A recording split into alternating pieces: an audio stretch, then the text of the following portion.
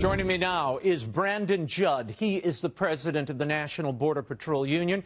Mark Kerkorian, executive director of the Center for Immigration Studies, and Saman Nasseri, an immigration attorney and activist. Brandon, I want to start with you. You were part of that White House meeting that ended with the authorization of force along the border. Is this all an invented threat at the border, in your estimation, as many in the media are now saying? No, absolutely not. All you have to do is look at the number of people that are gathering in Tijuana that are waiting to come across the border, and these threats that they're going to storm our ports of entry are it's an obvious sign that they do not care about our laws, that they're going to do what they need to do for their own benefit instead of doing it in a legal manner. Again, if you look, when I was in that meeting, what I saw is an unwavering determination to secure the borders for the American public, for the safety of the American public. And we appreciate that, and we appreciate that determination that the president has. Saman, your reaction. I mean, look, this is the head of the border union. He knows what's going on there, given what his members are feeding back to him. Your reaction. And I think the conversation shouldn't be so much about the caravan, but I think the caravan sheds light more on the fact that our immigration system is truly broken. The fact that this is what's considered a real threat is 5,000 people coming to the border seeking asylum. Why is that? Why are they the issue? Why isn't the system the issue? Because these people haven't stampeded. They haven't rushed the border. They're not carrying weapons with them. No one has seen them try to hurt anybody. So why are we making the people escaping their problems the issue? Why aren't we trying to criticize the actual immigration system and fix that problem? Well, let's hold it there a minute, Saman. I mean, there are abuses of the asylum system going on. Asylum is when you're under persecution, not just because I'd like a better job in a nicer neighborhood, right? Mark Kerkorian, your reaction. Well, that's exactly right. I mean, I'd say that the broader system is the problem, and the system is we have asylum rules that incentivize people to make these bogus asylum claims, to essentially use asylum as a strategy for illegal immigration, because none of these people has any realistic expectation of actually getting political asylum at the end of the day.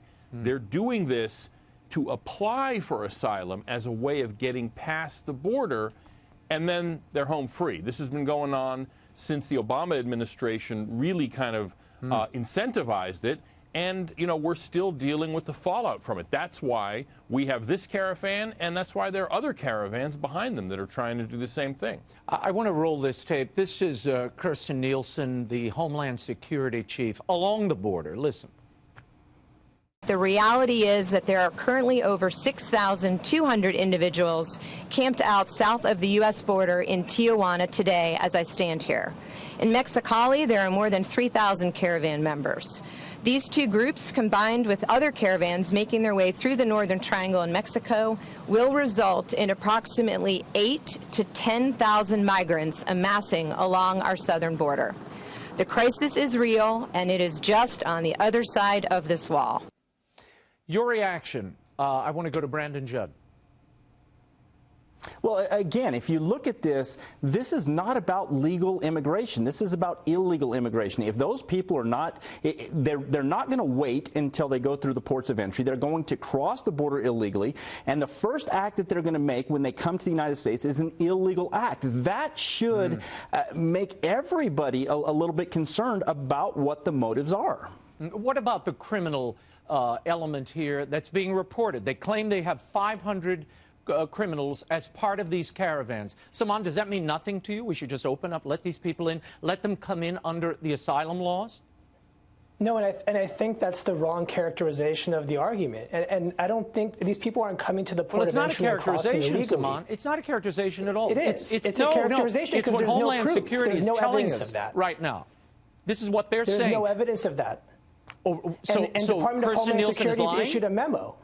No, the Department of Homeland Security has already issued a memo saying, hey, we need to work with Mexico to try to vet these people in Mexico, keep them in Mexico, go through the asylum process there, and then take it on a case-by-case basis and see who qualifies, see who doesn't, and pass them through the port of entry. There's absolutely no evidence or no proof that these guys are going to show up to the port of entry, bum rush the border, and run through and become quote-unquote illegal immigrants. They're coming to the border seeking asylum.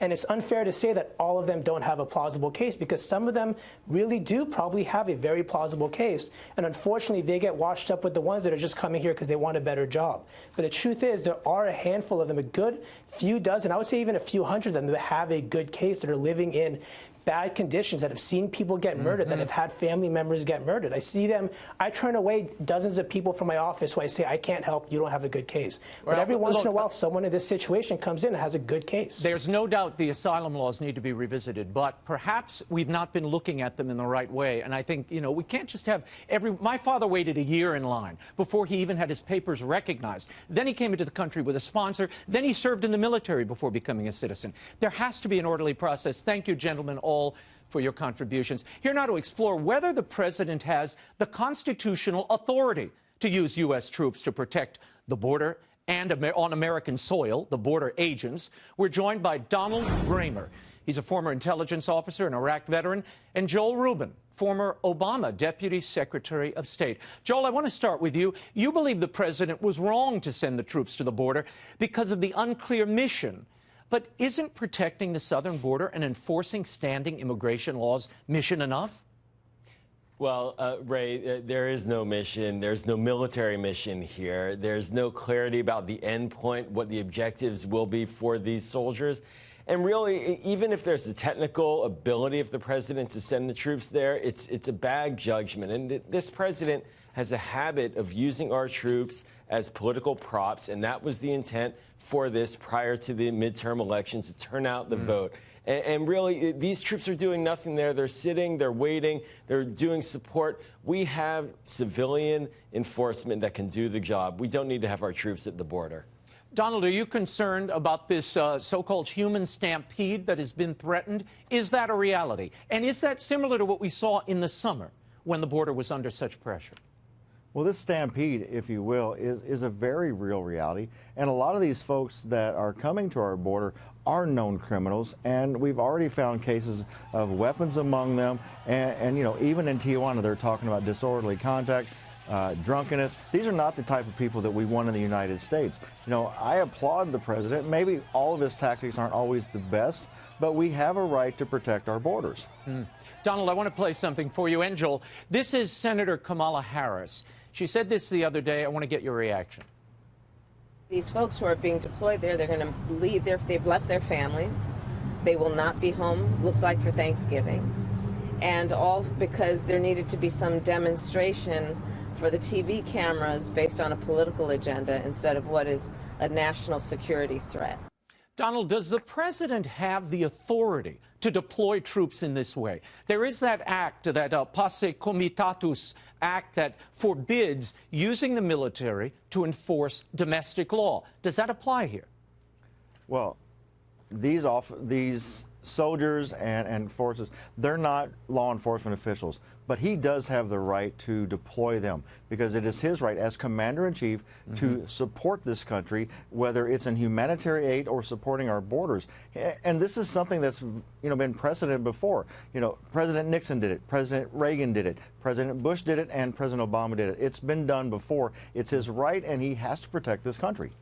Joel, your reaction? Well, I really believe that we could find the $100 million that we spent on sending the troops there, better uses for that money. We could be sending it to the countries to help stabilize them so people don't leave. You don't believe there's a national security threat, Joel? I believe that our civilian agents from DHS are capable of handling this, and I don't believe that we need to have troops at the border now being authorized to shoot at a caravan of individuals who, there are some unruly ones, but by and large, the overwhelming majority are women and children waiting in camps to go through an asylum process. Well, it's not all women and children, or you wouldn't have the 34 arrests, coke possession. No, you've got people with coke possession. They're carrying weapons. They're being arrested now by the Tijuana government. And the civilian police can handle that as they should. And the orderly process, or the process that is in place, is working, and it should work. We don't need to have military troops there to enforce the process that is already being executed properly. Donald, your thoughts. Do we need those troops or not? Or is Trump just playing fast and loose here? No, I do think we need the troops. You know, right now, CBP is 80% undermanned right now. And if only for a short period, if these troops can support them to do the logistic things so that the CBP officers can do their job, then that's important. You know, if they're observing and they're providing support, then let them do their jobs so that CBP can actually perform what they're hired to do. Gentlemen, I'll give each of you a shot at this. Should the president close the border down? Does he have the authority to do so? Donald, you first, then Joel. Very quickly, 10 seconds each. Whether or not he should or should not, that remains a question as we look forward to the caravan as it moves forward. Does he have the authority? Absolutely. It's his right to defend this country, to defend our borders, and to protect the United States citizens. Yeah, Joel, if he believes there is a national security threat, clearly he can close down the border. National security threat should always be dealt with, but it's an American value to allow people seeking asylum to come here to this country. We need to keep that border open for those people. Well, we let 1 million people in a year as citizens. I think that shows the welcoming spirit of America. Thank you, gentlemen.